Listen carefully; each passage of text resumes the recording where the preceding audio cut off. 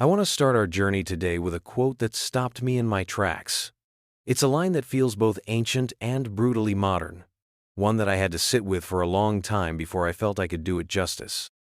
It's often attributed to a Machiavellian way of thinking, and it goes like this.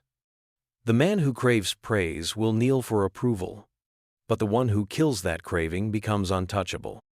Let that sink in for a moment. Kneel for approval. It's a visceral image, isn't it? It's not just about wanting a compliment. It's about a posture of submission. It's about willingly, or perhaps unconsciously, lowering yourself, contorting your personality, silencing your own truth, all for a fleeting scrap of validation from the outside world. And the promise on the other side of that struggle? To become untouchable. Not untouchable in the sense of being arrogant, cold, or disconnected from humanity. No, this is about a different kind of invulnerability.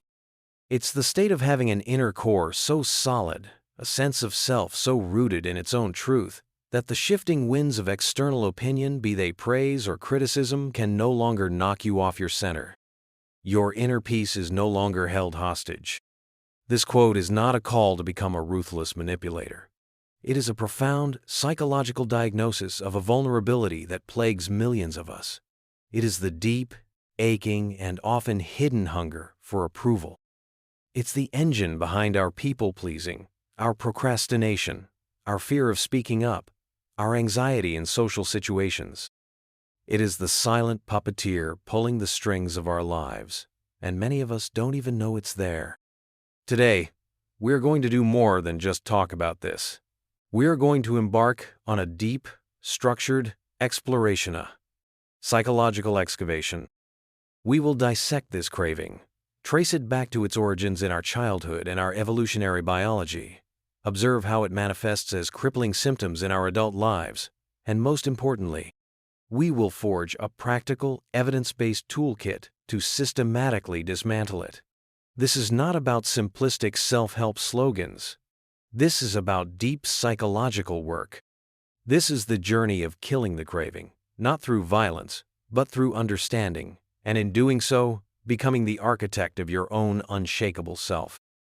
To truly kill this craving, we must first understand what it is and where it comes from. It is not a simple character flaw. You are not weak for feeling it. This craving is a deep-seated psychological mechanism, born from a combination of our evolutionary past and our personal history. Think of it as a piece of obsolete software running in the background of your mind. It was once essential for survival, but now, in the complex world of modern adulthood, it causes more problems than it solves. Let's first look at the evolutionary blueprint. For our ancient ancestors, living in small, interdependent tribes, social exclusion was a death sentence. Being cast out of the group meant losing access to food, shelter, and protection from predators.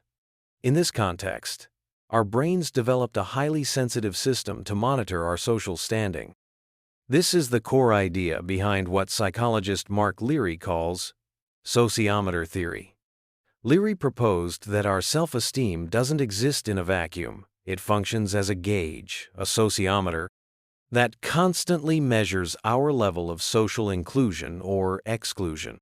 When we receive praise, when we feel accepted and valued by the group, the needle on our sociometer goes up. Our brain releases rewarding neurochemicals like dopamine and serotonin, and we feel good. This feeling is a biological signal saying, "You are safe. Your position in the tribe is secure." Conversely, when we are criticized, ignored, or rejected, the needle plummets. This triggers a pain response in the brain in the same regions, the anterior cingulate cortex, that process physical pain. That sting of rejection you feel? It's not just in your head. It's a genuine pain signal, an evolutionary alarm bell screaming, "Danger, your connection to the tribe is threatened." So, the first thing to accept with deep compassion is that your desire for approval is wired into your DNA. It's a survival instinct. The problem is that in today's world of social media, global connectivity, and complex professional hierarchies, this system is on hyperdrive. Our tribe is no longer a stable group of 150 people. It's a constantly shifting audience of thousands of colleagues, bosses, and strangers on the internet. Our sociometer is being bombarded with data, causing it to swing wildly, leaving us in a state of chronic anxiety about our social standing. Now, let's layer our personal history on top of this evolutionary blueprint. This is where the work of humanistic psychologist Carl Rogers becomes indispensable. Rogers introduced the concept of conditions of worth.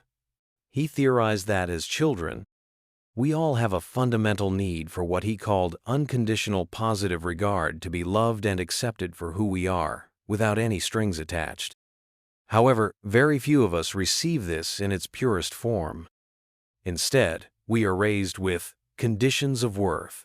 We learn, through the explicit and implicit messages from our parents, teachers, and society, that we are good, worthy, or lovable. And that if is the most dangerous word in our psychological development. We are worthy if we get good grades. We are worthy if we are quiet and don't make a fuss. We are worthy if we are athletic or pretty or successful. We are worthy if we please others. This sets up a devastating internal equation. My inherent self is not enough. I must perform to be worthy of love. This is not our parents' fault. They were likely raised the same way. But it is our reality. We internalize these conditions, and they become the silent rules that govern our adult lives. We become human doings instead of human beings. We believe our value lies in what we achieve, how much we are liked, and how well we perform, rather than in our intrinsic nature. This is where attachment theory, developed by John Bowlby, adds another crucial layer. Our earliest attachment bonds with our caregivers create an internal working model for all future relationships. If a child's needs for safety and connection are met consistently, they develop a secure attachment. They internalize the belief, I am worthy of love, and I can trust others to be there for me. They have a secure base from which to explore the world. But if that care is inconsistent, intrusive, or neglectful, an insecure attachment can form. For the approval seeker, the anxious, preoccupied attachment style is often at play. The child learns that love and attention are unpredictable. They become hypervigilant for signs of abandonment or disapproval. They learn that they must earn connection by being extra good, extra clingy, or constantly seeking reassurance. This child grows into an adult who carries the same anxiety into their relationships. They constantly scan their partner's face for approval. They text multiple times if they don't get a quick reply. They interpret silence as rejection.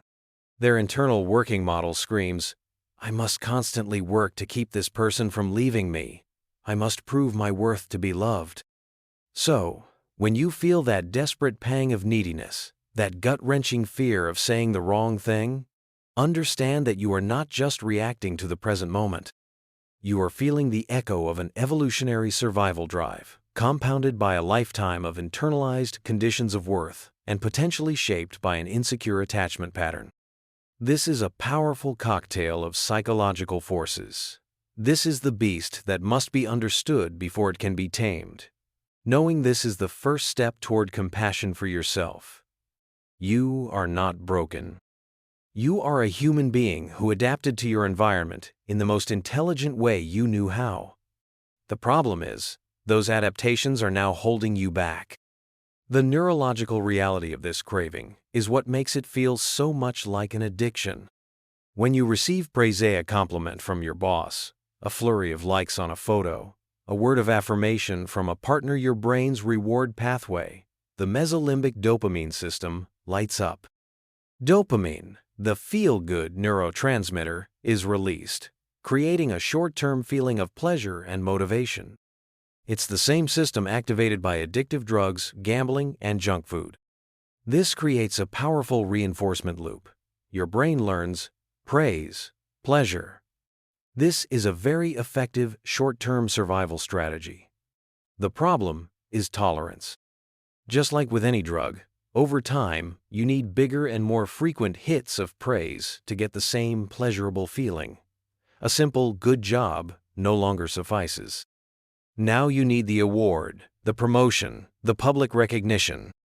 You find yourself subtly fishing for compliments, steering conversations toward your achievements, or constantly refreshing your social media feeds. You are, quite literally, a dopamine junkie, and your drug of choice is the approval of others. The flip side of this coin is the intense pain of withdrawal, which in this case is disapproval or rejection. When you perceive a threat to your social standing, your amygdala-threins threat detection center goes into overdrive. It triggers a cascade of stress hormones, primarily cortisol. Your heart rate increases, your breathing becomes shallow, your muscles tense up. This is the classic fight or flight response. You are physically reacting to a negative comment on the internet as if you are facing a saber-toothed tiger.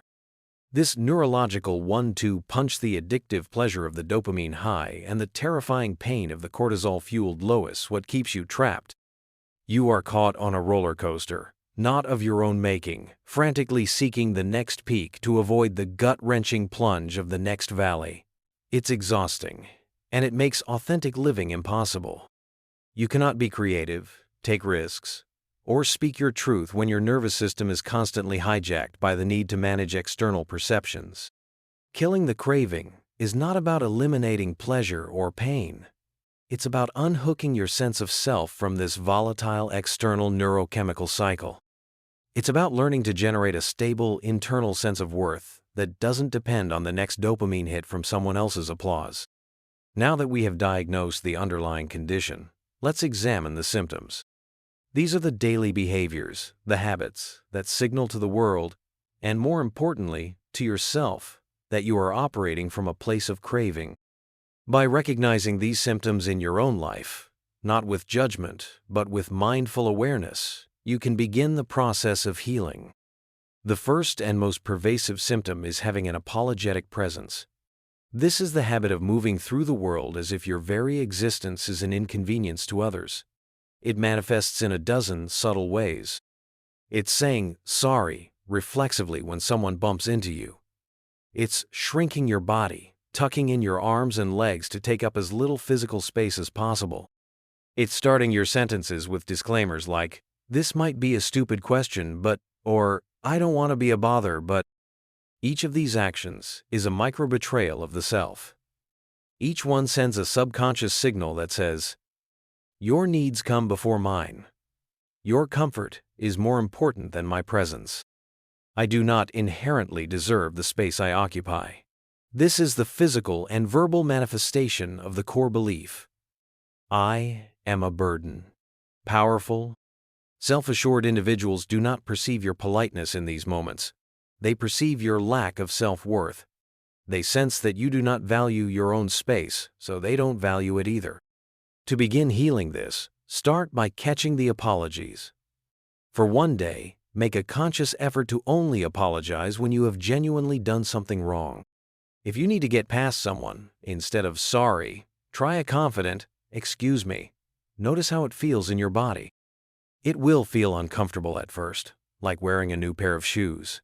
That discomfort is the feeling of psychological growth. This leads directly to the second cluster of symptoms, the disease to please and a chronic lack of boundaries. The people pleaser is the quintessential approval seeker.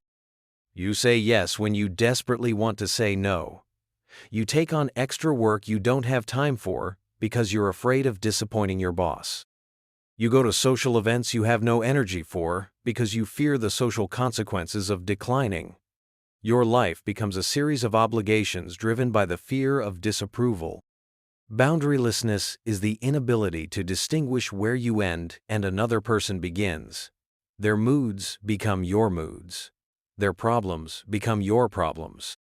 You become an emotional sponge, soaking up the anxieties and demands of everyone around you because you have no protective barrier. You believe it's your job to make everyone happy, an impossible and soul-crushing task. Setting a boundary is the ultimate act of self-respect. It's a declaration that you are a separate individual with your own needs, limits, and energy reserves. The fear, of course, is that setting a boundary will lead to conflict or rejection. And sometimes it will. But here is the crucial reframe. If someone gets angry or leaves your life because you set a healthy, respectful boundary, they were not respecting you in the first place. They were benefiting from your lack of boundaries. Their departure is not a rejection. It's a filtration process. You are clearing space for people who will respect the real you. Start small. Say no to a low-stakes request this week. State an opinion gently but firmly, without apology. I'm not available at that time, or I have a different perspective on that, are complete sentences. You don't owe anyone a dissertation. The third set of symptoms revolves around verbal insecurity. This includes the habit of over-explaining, using filler words, and rambling.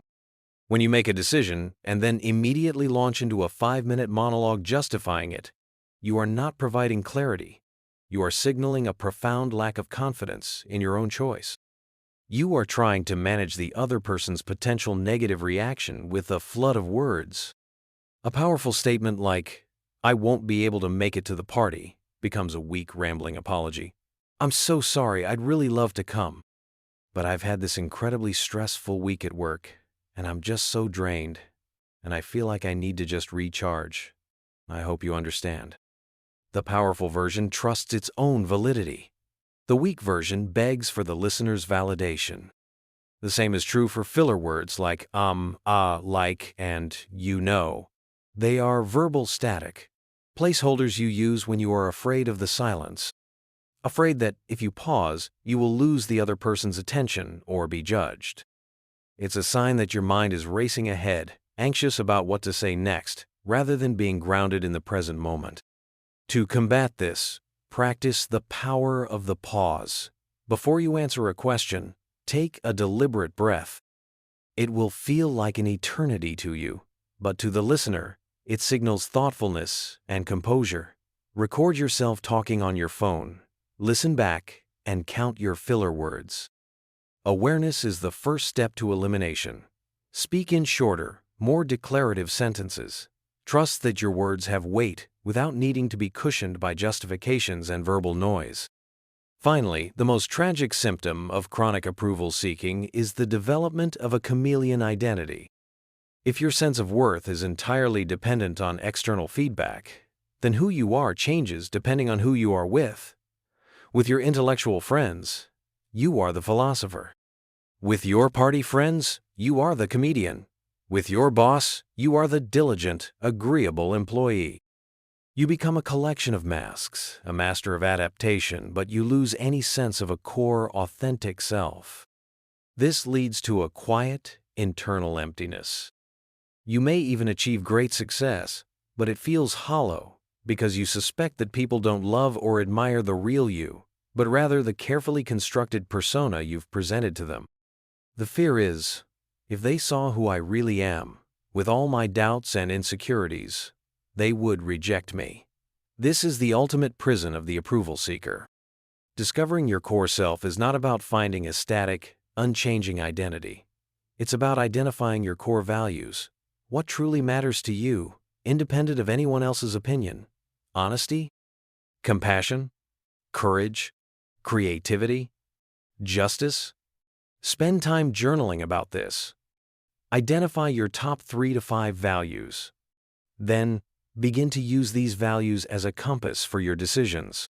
Instead of asking, "What will make them like me?"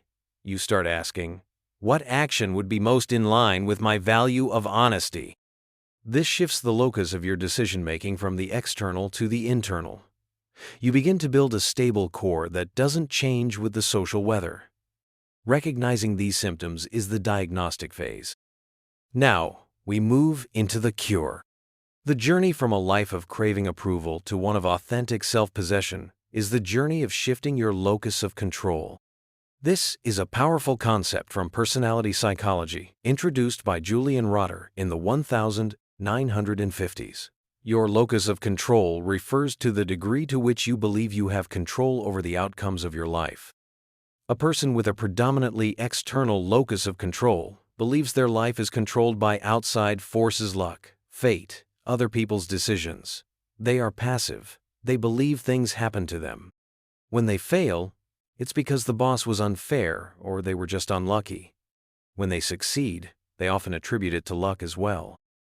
The approval seeker lives in an extreme external locus of control.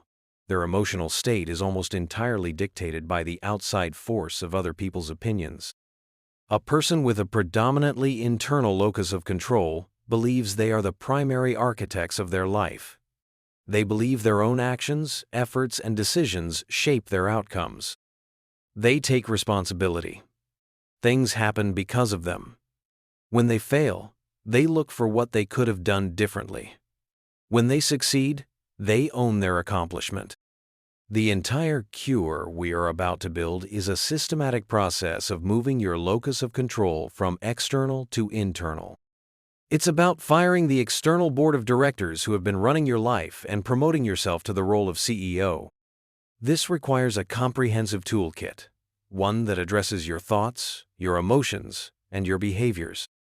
We begin with the cognitive toolkit, drawn largely from cognitive behavioral therapy, CBT, one of the most well-researched and effective therapeutic modalities. The premise of CBT is simple. Our feelings are not caused by events themselves, but by our thoughts about those events. If you can change your distorted thoughts, you can change your painful feelings. Step 1 is to become a thought catcher. You need to identify the automatic, negative core beliefs that are running your approval-seeking software. For the next week, carry a small notebook or use a notes app on your phone. Pay close attention to situations that trigger your anxiety, your people-pleasing, or your fear of rejection. When you feel that familiar pang, pause and ask yourself, what thought just went through my mind? Write it down, exactly as it appeared. You'll start to see patterns. These are your conditions of worth in action. If I say no, they'll think I'm selfish. I made a mistake in that email. Now everyone knows I'm incompetent. She hasn't texted back. I must have said something wrong. These are the cognitive distortions we need to work with. Step 2 is to challenge and reframe these thoughts. This is not about toxic positivity or simply telling yourself, I'm great. You must become a compassionate but firm detective, cross-examining your own thoughts. For each negative thought you've captured, ask yourself a series of Socratic questions. 1. What is the evidence for this thought? What is the evidence against it? Is it really true that everyone will think you're incompetent because of one typo? Has your boss praised your work before? 2. Am I thinking in all or nothing terms? Am I seeing this as either total success or complete failure? Is there a middle ground? 3. What is a more balanced, realistic, or compassionate way of looking at this situation? The reframe. For example, the thought, she hasn't texted back, I must have said something wrong, could be reframed as, she might be busy. Her response time is about her, not about my worth. I'll focus on my own tasks until I hear from her. 4. What would I tell a friend if they had this thought? We are often far more compassionate with others than with ourselves. This process, done consistently, begins to carve new neural pathways in your brain. You are consciously overriding the old automatic programming and installing a new, more rational operating system. Step 3 is engaging in behavioral experiments. Thoughts and beliefs are powerfully reinforced by our actions. You can't just think your way out of this. You have to act your way out. The goal is to systematically do the opposite of what your anxiety and approval-seeking demand. Start small and low stakes to build momentum. Experiment 1. The disagreement. The next time you are in a group conversation and you have a differing opinion on a trivial matter, e.g., a movie, a restaurant, state your opinion gently and without apology. That's an interesting take. For me, I actually felt. Notice what happens. Did the world end?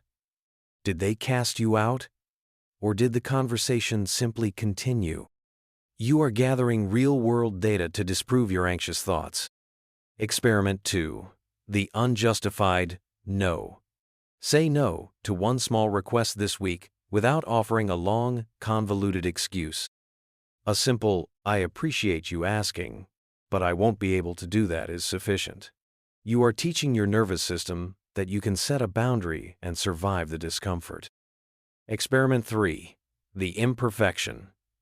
Deliberately make a small, harmless mistake and don't correct it. Wear socks that don't match. Send an internal email with a minor typo, as long as it's not critical. The goal is to break the spell of perfectionism and see that your value is not tied to flawless performance. These cognitive and behavioral tools are the heavy machinery for our project. But machinery without heart leads to a cold and sterile structure. To build a true inner sanctuary, we also need an emotional toolkit, one centered on self-compassion. This is where the groundbreaking work of Dr. Kristen Neff becomes our guide. Many people mistake self-compassion for self-pity or self-indulgence. It is neither. It is the practice of treating yourself with the same kindness and understanding that you would offer to a good friend who is struggling. Neff identifies 3 core components. 1. Self-kindness versus self-judgment. When you fail or feel rejected, instead of attacking yourself with a barrage of criticism, "I'm such an idiot," you offer yourself words of warmth and comfort. "This is really hard right now. It's understandable that I feel hurt. I did the best I could." You actively soothe your own pain instead of adding to it. 2. Common humanity versus isolation. The approval seeker feels utterly alone in their struggle. You think, "I'm the only one who is this needy, anxious, insecure." Common humanity is the recognition that suffering and imperfection are part of the shared human experience. Instead of, "Why me?" you think, "This is what it feels like for a human being to feel rejected. Many people have felt this way." It connects you to others in your pain, rather than isolating you. 3. Mindfulness versus over-identification. Mindfulness is the ability to observe your painful thoughts and feelings without being completely consumed by them. You are not your anxiety. You are not your feeling of rejection. You are the observer of these things. You can say, "I am noticing a feeling of shame arising," instead of, "I am shameful."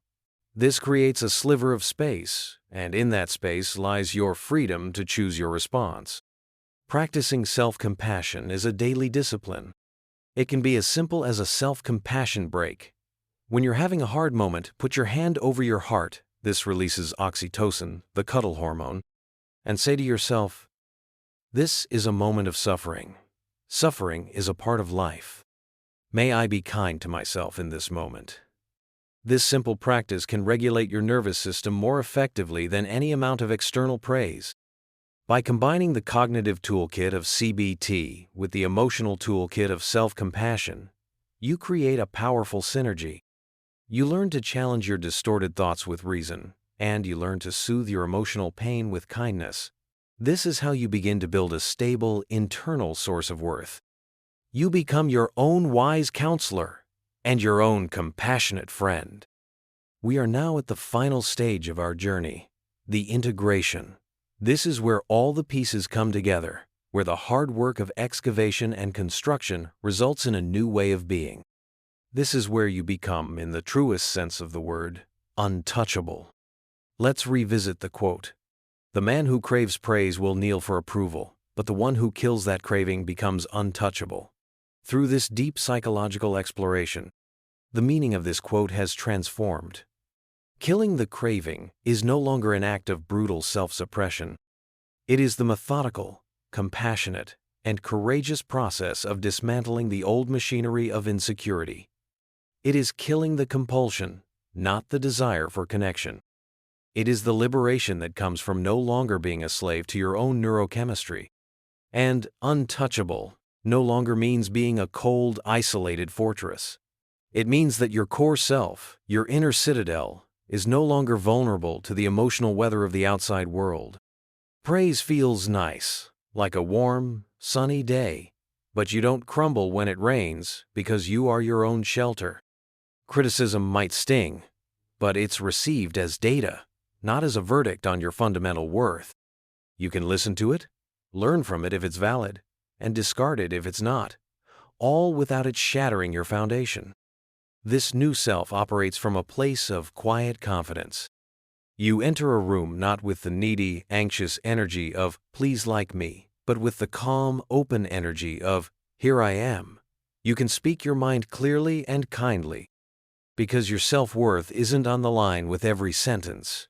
You can listen deeply to others, because you're not just waiting for your turn to talk to prove how smart you are. You can be genuinely happy for other people's successes, because their light doesn't dim your own.